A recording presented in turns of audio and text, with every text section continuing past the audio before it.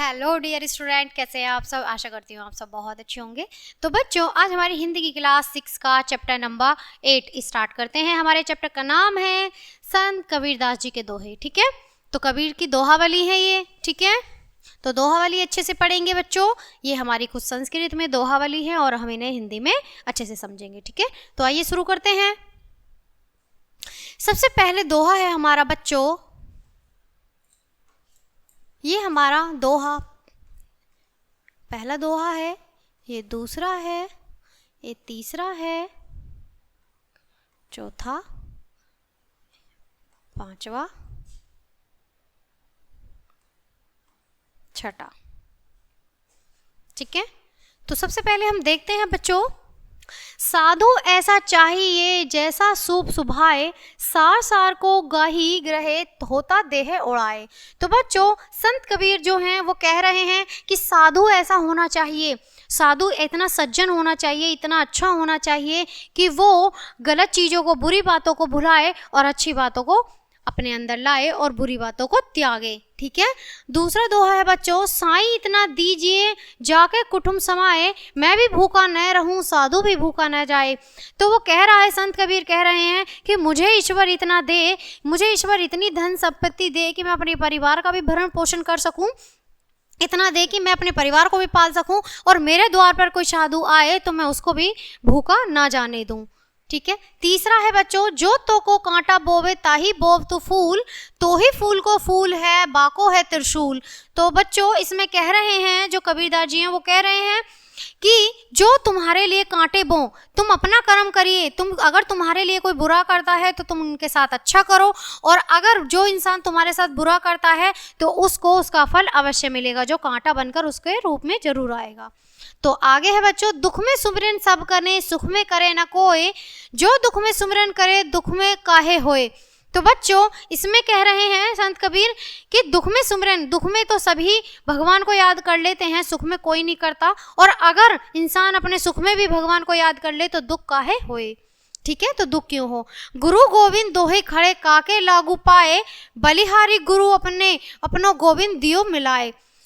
तो बच्चों, इसमें कह रहे हैं संत कबीर, अगर मेरे आगे ईश्वर और मेरे गुरु साथ में खड़े हों तो मैं सबसे पहले अपने गुरु के चरण स्पर्श करूंगा, क्योंकि मेरे गुरु ने ही मेरे ईश्वर से मुझे मिलाया है।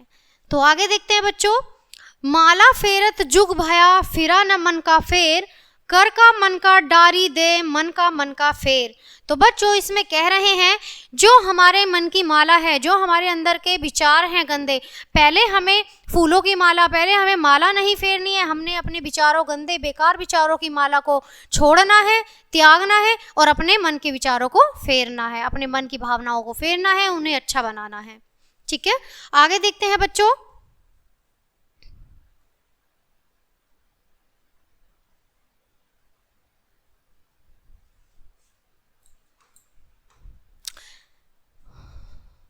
सांच बराबर तप नहीं झूठ बराबर पाप, जाके हरि दे सांच है ताके हरि दे आप।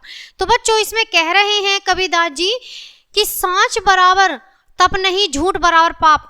जो सत्य है, जो सत्य है, सच से बड़ा कोई, सत्य से बड़ा कोई भी क्या बोलते हैं उसे बच्चों, कि सच से बड़ा कोई तपस्या नहीं होती। जो सच है उससे बड़ी तपस्या कोई नहीं होती, हमें सदा सत्य बोलना चाहिए। सत्य से बड़ी कोई तपस्या नहीं और झूठ से बड़ा कोई पाप नहीं। जाके हरिदे सांच है ताके हरिदे आप, और हमें हमेशा सच की राह चुननी चाहिए और झूठ को त्याग देना चाहिए। अति का भला न बोला अति की भाली न चूप, अति का भला न बरसा अति के भली न धूप। तो बच्चों, ना तो अधिक, इसमें संत कह रहे हैं, नहीं तो अधिक बोलना अच्छा होता है इंसान के लिए, और ना ही अधिक चुप रहना अच्छा होता है, वो भी घातक होता है। और ना ही अधिक वर्षा अधिक अच्छी होती है, और ना ही अधिक धूप, क्योंकि अधिक धूप होती है तो उससे भी बहुत परेशानियां होती हैं, अधिक वर्षा होती है उससे भी लोगों को परेशानी होती है। इसलिए ना ही अधिक चुप रहना चाहिए और ना ही अधिक बोलना चाहिए। काल्ह करे सो आज कर, आज करे सो अब, पल में पढ़ ले होएगी बहुरी करेंगे कब। तो बच्चों, कबीरदास जी कह रहे हैं कि कल करे सो आज कर, जो काम आपको कल करना है उसे आज ही करिए, और जो आज करना है उसे अभी करिए। ठीक है, पल में पढ़ ले होएगी, पल में चीजें बदल जाती हैं और बहुरी तुम करोगे कब। तो हमें आज का काम कल पे नहीं टालना चाहिए और कल का काम परसों पे नहीं टालना चाहिए, ठीक है। सूखा, रूखा सूखा खाई के ठंडा पानी पीव, देखी पराई चौपड़ी मत ललचावे जीव।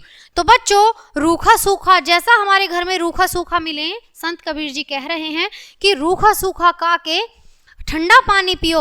रूखा सूखा जैसा हमारे घर में मिल रहा है, हम ठंडा पानी पिए और देख के दूसरे की पराई चौपड़ी देख के, यानी कि देख के पराई चौपड़ी, दूसरे का घर देख के या दूसरे का संपत्ति देख के, दूसरे का सुख देख के मत ललचावे जीव। किसी हमें नहीं ललचाना चाहिए कि उसका इतना अच्छा है, उसके पास इतना सब कुछ है और हमारे पास कुछ नहीं है। तो अपना जो भी है हमें उसमें संतुष्ट रहना चाहिए। ये जो हैं कबीरदास जी के दोहे हैं, दोहावली हैं और इनसे हमें बहुत कुछ सीखने को मिलता है और ये हमारे लिए बहुत महत्वपूर्ण है, हमारे जीवन के लिए भी। तो बच्चों, ये पार्ट यहीं ख़त्म होता है। मैं लेती हूँ आपसे विदा, मिलती हूँ आपसे नेक्स्ट पार्ट में नेक्स्ट वीडियो के साथ। तब तक के लिए बाय बाय प्यारे बच्चों।